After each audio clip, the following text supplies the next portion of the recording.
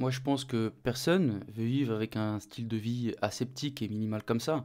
C'est une vision commune pour beaucoup de gens qui sont actuellement fire, c'est de vivre frugalement et minimaliste pour vivre avec moins. Ça permet certainement de maintenir des dépenses assez bas et d'augmenter le revenu. Mais par contre, vivre une vie sans plaisir, ça sert à rien.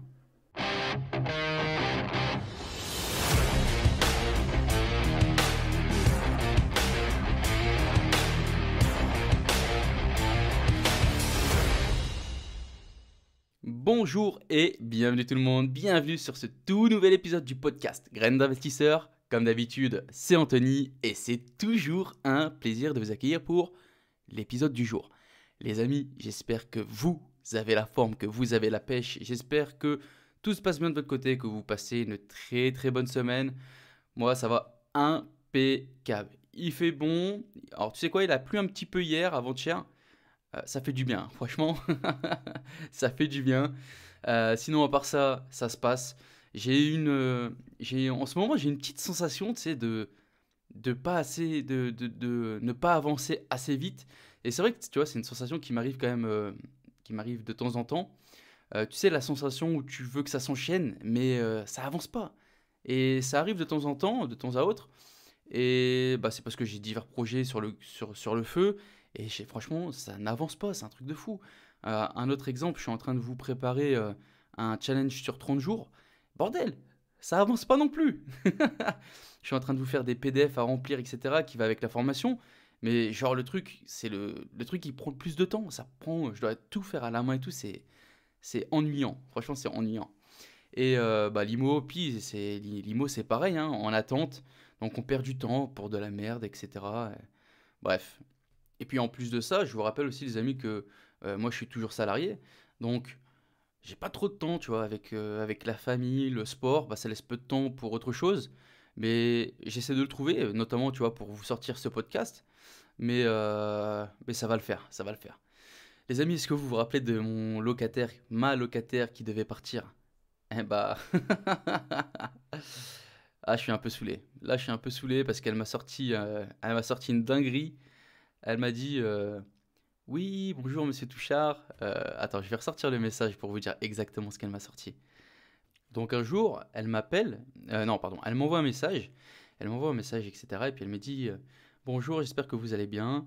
Je voulais vous demander, je vais faire un rafraîchissement de toute la maison et je voulais savoir si ça vous dérange. euh, et puis elle me cite divers travaux, tu vois. Bref. Et là, je me dis, mais putain, tu m'as dit que tu voulais partir. Donc je suis un peu deg. Franchement, je suis un peu deg. C'est une locataire que j'ai pas spécialement envie de garder. On va pas se mentir, hein, en toute honnêteté. Et le fait qu'elle me dise elle va se taper une nouvelle déco, ça, en gros, elle est pas prête à partir. Mais tu vois, c'est la locataire qui me disait, oui, Monsieur Touchard, si vous avez un autre appartement, nanana. Bref. Donc dans tous les cas, voilà, je suis un peu saoulé parce que moi je voulais qu'elle parte et puis bah elle va refaire toute sa déco, elle va remettre en peinture, elle va faire des trucs dans mon appart que je comptais relouer plus cher. Bref, ça fait partie des aléas du métier comme dirait l'autre. On attend aussi toujours les diagnostics pour l'ensemble des deux maisons. Les gars, c'est un truc de malade. C'est un truc de malade. L'agent, clairement, il commence grave à me saouler, à nous saouler, moi et mon associé. Que des faux plans sur faux plans. Franchement, c'est un truc de fou. Là, à la fin de ce podcast, c'est quoi? Je vais même l'appeler. Je vais même l'appeler parce que là, c'est abusé. On est sur le dos depuis juin. Il y a toujours rien de fait. Ça me saoule. Bon, sinon, petite partie actualité immobilière, les amis. En juillet, les taux moyens qui ressort est de 1,68% selon l'Observatoire Crédit Logement. Il était de 1,52 en juin.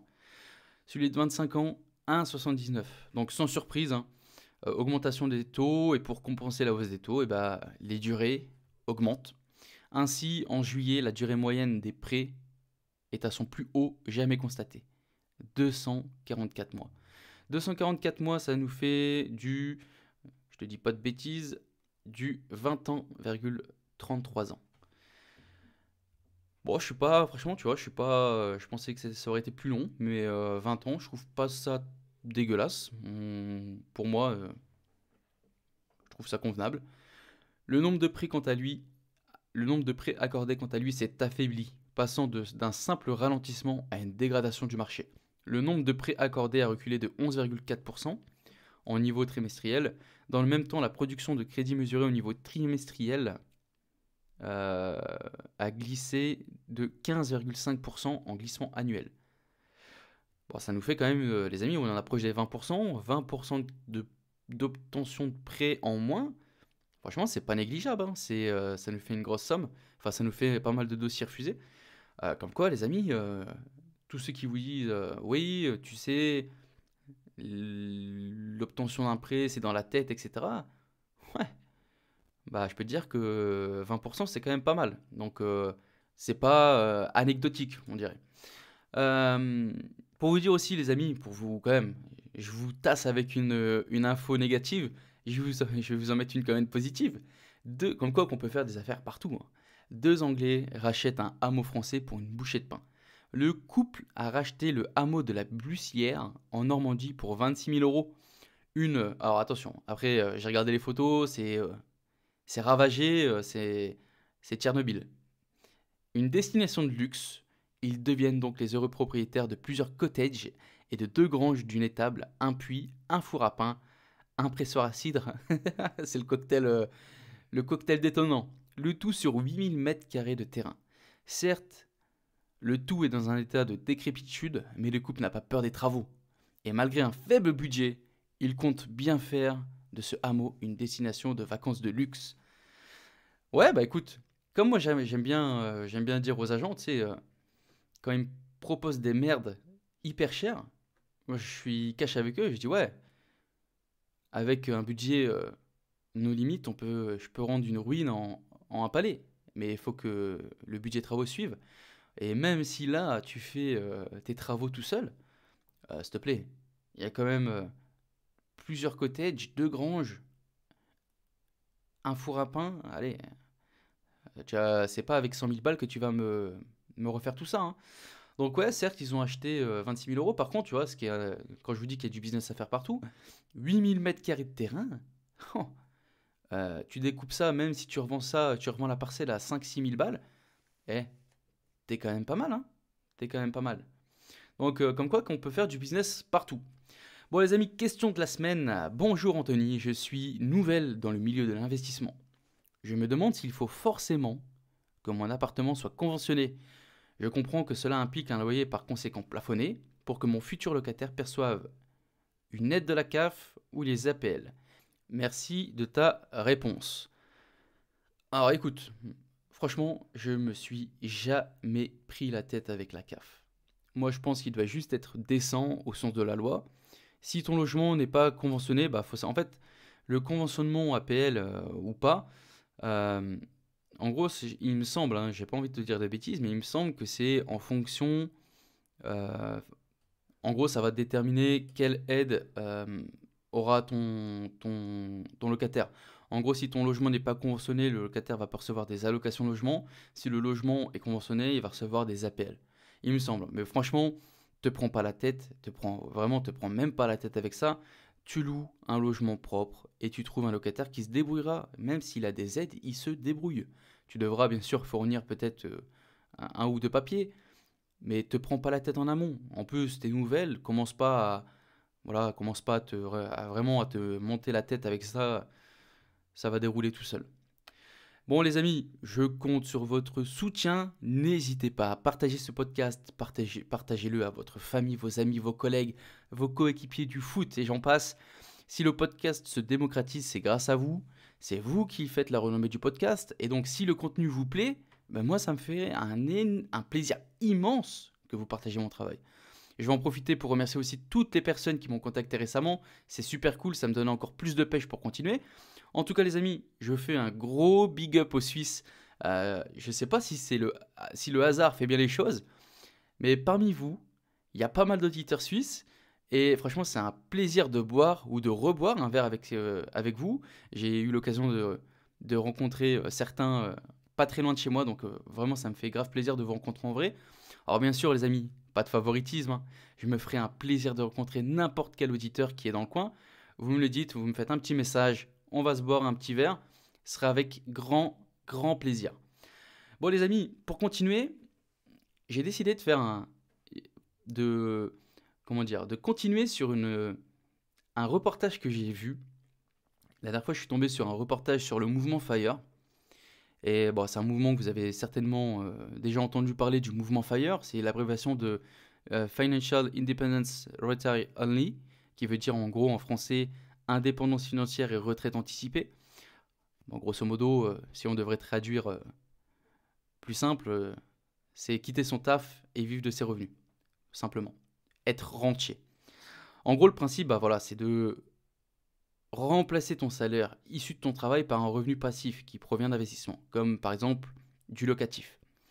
Une fois que tu peux couvrir tes frais de subsistance grâce à ton revenu passif, bah, travailler, ça devient, entre guillemets, facultatif. Et donc, on suivait différentes personnes avec des classes sociales différentes, dont Hellfire. Et il y a plusieurs choses qui sont sorties. Et tu vois, personnellement, je ne suis pas convaincu par ce mouvement. Je vais te donner plusieurs points pour appuyer ma position. Et on va commencer tout de suite. Moi, je pense que le mouvement FIRE, c'est pas quelque chose qui est accessible pour tout le monde. Et tu vois, quand on nous présente le mouvement FIRE, ceux qui sont généralement mis en avant dans les médias, ce sont ceux qui ont un salaire élevé. Parce que oui, un emploi bien rémunéré va permettre aux gens d'économiser plus facilement. Et pour moi, dans le mouvement FIRE, gagner plus d'argent, c'est quand même essentiel pour économiser davantage. Et donc, l'un dans l'autre, sans un gros salaire, atteindre le FIRE, c'est quand même plus compliqué. Normalement, plus tu gagnes, plus tu as d'économies. Alors bien sûr, il y a de nombreuses personnes qui gagnent très bien leur vie et qui s'endettent au max, ou qui ont très peu d'économies. Mais voilà, généralement, un salaire élevé signifie que tu as quand même plus de capacité d'épargne, d'économie, etc. Et bah, pour imaginer vite fait, il existe quand même d'innombrables histoires de personnes qui sont en difficulté à cause d'une mauvaise planification ou d'un changement de style de vie. En fait, je pense que ça dépend plus de ta mentalité que de tes revenus. Encore récemment, on a eu l'histoire d'un joueur de foot qui est ruiné. Le mec a joué, était en haut niveau pendant, je crois, 10 ans, quelque chose comme ça, presque 10 ans. Le mec, limite, c'est un SDF. Donc effectivement, il y a des gens qui gagnent très bien leur vie, mais qui ne savent pas gérer, comme quoi que c'est une compétence à développer. Par contre, c'est sûr que bah, voilà, ce mouvement FIRE, même si pour moi il est plus accessible aux personnes qui ont des hauts revenus, il y a quand même un avantage qu'on peut pas lui retirer, c'est que ce mouvement FIRE permet d'accélérer les économies, même si ton salaire, c'est pas un énorme salaire à 6 chiffres par exemple, mais il va quand même te permettre d'avoir plus d'argent de côté. Cela dit, je ne pense pas que les médias ou les personnes qui prônent le FIRE devraient cacher quand même leurs revenus élevés, s'ils en ont bien sûr, parce que cela peut laisser un mauvais goût à la personne lambda, entre guillemets. Moi je pense que ce mouvement FIRE, il y a du bon et il y a du mauvais, mais il faut être honnête et transparent. Quand tu prônes quelque chose, on incarne jusqu'au bout. Deuxième chose que je ne valide pas dans le mouvement FIRE, c'est vivre une vie aseptique. Sincèrement, qui veut vivre un style de vie aseptique et minimal comme ça? Une vision commune pour beaucoup de ceux qui sont actuellement FIRE, c'est de vivre frugalement et minimaliste, pour vivre avec moins. Ça permet de maintenir des dépenses qui sont assez basses et d'augmenter ta capacité d'épargne. Et il y a certains qui se tournent certainement vers le style de vie minimaliste, mais tous ne le font pas ou ne le veulent pas. Et puis merde, on n'a qu'une vie. Si tu passes ta vingtaine à te priver au maximum, le temps perdu ne se rattrape pas. Si par exemple tu refuses d'aller faire, je sais pas, de l'acrobranche, je vais te prendre cet exemple parce que j'ai été en faire il y a une semaine. Si tu refuses d'aller faire de l'acrobranche avec tes amis parce que c'est cher, ou tu refuses d'aller faire un bon resto avec ta moitié, je pense que dans la vie, il y a quand même des choses qui sont plus importantes. Et notamment, l'expérience de vivre quelque chose vaut quand même mieux que quelques économies. Alors bien sûr, on va pas aller dans l'extrême non plus. Si tu te mets à poil tous les mois parce que tu es un show de la night au niveau du restaurant, tu vois, c'est c'est l'extrême opposé. Il faut juste trouver le juste milieu. Moi, je pense que effectivement, le mouvement FIRE, il y a des avantages. Il faut limiter tes dépenses, pas faire des trucs de fou, etc. Mais par contre, il ne faut pas tomber dans l'extrême opposé où tu ne fais absolument rien et enfin où tu fais absolument tout ce que tu veux. Tu mets pas, tous les mois, tu en as pour, t'as un salaire à 1005 et tu claques 300-400 balles par mois dans les restaurants. Tu vois, c'est trop, c'est trop. Et tu n'arriveras pas à faire quelque chose, à construire quelque chose. Ensuite, un troisième élément qui m'a sauté aux yeux, c'est que pour moi, le FIRE, c'est quelque chose de facile, enfin facile, entre guillemets, mais c'est plus facile quand tu es célibataire et que t'as pas d'enfant. Le FIRE est facile sans avoir d'enfant élevé, je vous le dis parce que moi je suis en plein dedans, avoir un enfant ça coûte quand même, ça coûte quand même une fortune. Là ma fille vient d'avoir 1 an, et rien que pour les vêtements, pour l'habiller, de 0 à 1 an, j'ai regardé la dernière fois, je suis déjà à plus de 1 000 euros. Juste pour l'habiller, pour des vêtements qu'elle a dû mettre 1 ou 2 fois, tu vois, c'est un truc de dingue. Ensuite, tu comptes tout l'équipement à avoir. Putain, et avoir un gosse, c'est un équipement militaire, le bordel, hein. Donc, franchement, c'est pas donné. Et dis-toi qu'elle a que 1 an, et c'est une dépense qui, au fil du temps, va devenir de plus en plus conséquente, de plus en plus élevée. Et donc, il paraît logique et plus facile à prendre une retraite anticipée quand t'as pas d'enfant. Parce que les seules dépenses que tu feras, ça sera pour toi. Tu vas pas penser aux dépenses d'habits, aux dépenses de scolarité euh, et à plein d'autres choses. Donc pour moi, c'est quand même le mouvement FIRE est quand même plus enclin à faciliter les gens qui sont célibataires et pas d'enfants. Autre point qui m'a sauté aux yeux, c'est l'inflation. La hausse de l'inflation et des coûts de santé, je pense, hein, ne rendent pas durable le FIRE. À moins que voilà, tu aies vraiment dépassé le stade du FIRE où tu as vraiment généré une entreprise en dehors de ton activité. Parce que nous vivons plus longtemps. L'inflation, les soins de santé et le coût de la vie ne cessent d'augmenter. En étant FIRE, vous devez vous payer une assurance maladie en France, qui représente à peu près 8% de vos revenus. Et donc, c'est quelque chose qui est pas négligeable. C'est quelque chose pardon, que vous devez planifier, considérer et comprendre si tu envisages d'atteindre le FIRE. Ensuite, on peut continuer. Si on prend le cas d'une récession, par exemple, il y a un chiffre magique dans le FIRE, c'est 4%. Cette règle, elle suggère que, en gros, le jour de votre retraite anticipée, vous, tu peux être capable de ne retirer que 4% par an de votre argent investi en bourse, et puis que tu le retires ce même montant tous les ans en l'ajustant de l'inflation, etc. Alors il sera improbable, je mets bien des guillemets, que vous veniez à manquer d'argent un jour. Et on t'explique du coup que en pratiquant cette méthode des 4%, même une grosse baisse, ça ne serait pas quelque chose d'ingérable à moyen terme pour tes objectifs FIRE. Maintenant, si on est fou, c'est quoi? On va prendre un petit scénario catastrophique, une chute de 50% du marché. Alors je te le dis tout de suite, tout le monde serait dans la merde, pas que les gars FIRE, on serait tous dans une très mauvaise passe. Et personne, mais je dis bien personne, ne serait vraiment en sécurité. Sauf si bien sûr tu as de l'argent de côté et puis tu investis à ce moment-là. Pour toi, c'est jackpot. Mais voilà, on va rester normal. Je t'ai laissé un petit tips, je te laisse faire ce que tu veux avec cette info. Maintenant, même si tu atteins ton indépendance financière, ça pourrait certainement dire que tu vas devoir reculer et devoir retrouver un travail salarié. Et ça serait, on va dire, un FIRE à temps partiel.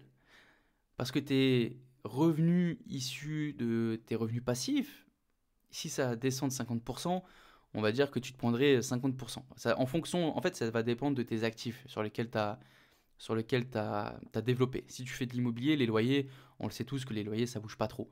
Par contre, la bourse, bah voilà, la bourse, ça fluctue quand même pas mal. Et si ça prend 50%, bah tu te prends 50% aussi, tu vois. Donc une bonne alternative, ça serait quand même d'avoir un FIRE à temps partiel dans notre scénario.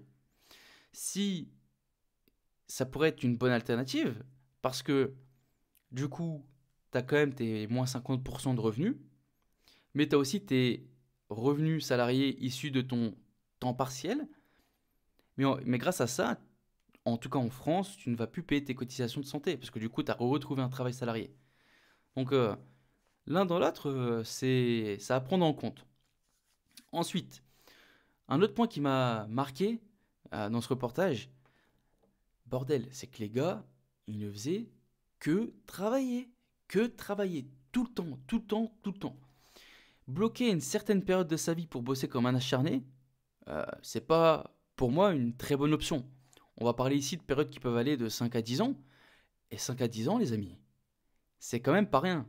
N'oubliez pas que l'épuisement professionnel, c'est une chose qui est bien réelle hein, et qui peut nuire à ta santé, à ton bien-être physique et mental, ainsi que bah, on peut avoir aussi un impact réel sur nos relations autour de toi, autour de vous.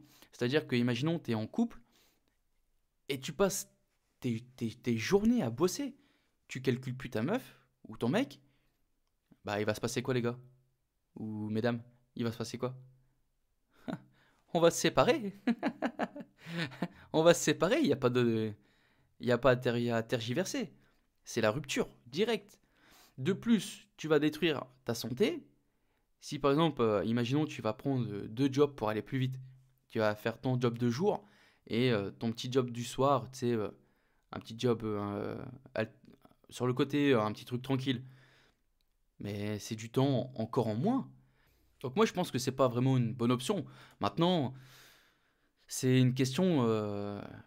Voilà, si on prend l'opposé, si je peux retourner la chose, est-il préférable de travailler dur, de réduire ses dépenses et d'économiser de manière agressive pendant 5 à 10 ans pour ensuite se détendre toute sa vie, faire ce que tu veux, vivre ta vie comme tu le souhaites, etc. Ou d'attendre d'avoir le milieu et la fin de la soixantaine et espérer être en bonne santé pour profiter de la vie. Moi, c'est une question à réflexion. Je pense qu'il n'y a pas de bonne réponse. Par contre, oui, je pense qu'il y a un juste milieu. Tu vois, c'est que le mouvement Fire, on est beaucoup trop d'un côté. La retraite, moi personnellement, j'y crois pas vraiment, qui est pour moi à l'extrême opposé. Par contre, au milieu, il y a quelque chose. Au milieu, il y a quelque chose. Si tu travailles intelligemment, et c'est aussi pour ça que ce podcast existe, c'est de montrer qu'il existe une autre voie. Alors, sans vouloir être dans l'extrême du mouvement Fire, mais on peut faire les choses propres, peut-être en plus de 5 ans, en 10 ans, mais t'as pas besoin de te saigner jour et nuit pour prendre ta retraite anticipée.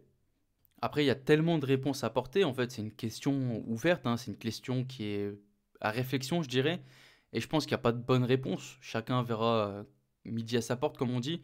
Mais voilà, moi en tout cas, étant quelqu'un qui aime les finances personnelles, je suis aussi capable de voir cela d'un point de vue extérieur. Moi, je comprends pourquoi les gens sont assez chauds à vouloir tenter le fire, etc. Mais je pense que le fire, déjà, c'est pas pour tout le monde, clairement. En France, un mec qui vit au SMIC va mettre beaucoup, beaucoup de temps avant d'être fire. Le point, le- je l'ai noté quand même, le point positif, c'est quand même que grâce à ce mouvement, tu déclenches une capacité d'économie qui est pas négligeable, mais qui va déteindre malheureusement sur ton niveau de vie. Et personnellement, moi, je me vois pas ne plus vivre en fait, tout simplement. Parce que ça veut dire que tu coupes toutes les dépenses superflues. Je pense que une manière un peu plus smooth sur le long terme, ça serait quand même beaucoup plus productif. Après, je suis pas rentré non plus dans les clichés du style ah cool, tu vis dans une petite maison, dans un bateau ou tu vis dans ta voiture, ou ah ces personnes ont eu de la chance avec leur investissement, qui entre guillemets peut être potentiellement vrai, ou ah ouais mais t'es un Tanguy, t'es resté chez tes parents jusqu'à 35 ans, etc. Alors il y a certes une petite part de vérité et de vrai, tu vois, dans ça, mais il y a aussi des contre-arguments à tout et puis peut-être que les personnes qui ont été fire auraient des expériences différentes à raconter. Moi, en tout cas, ce que je retiens, c'est que, bah déjà, premièrement, les amis, et on va pas se voiler la face, mais tout le monde ne sera pas sauvé. Il n'y a pas tout le monde qui va rentrer dans le bateau et prendre. Là, on va parler globalement, on va pas parler que du fire, mais ce, ce créneau de liberté financière, tout le monde n'a pas l'état d'esprit financier comme il faudrait pour entreprendre, euh, pour sortir des sentiers battus et de réaliser qu'il y a une voie différente. Tout le monde ne veut pas être sauvé. Certains se confortent dans leur médiocrité, si je peux dire. Et vous, si vous écoutez ce podcast, bah vous l'avez certainement compris. Vous l'avez certainement compris qu'il existe quelque chose d'autre, un mouvement autre que l'école, travail, retraite.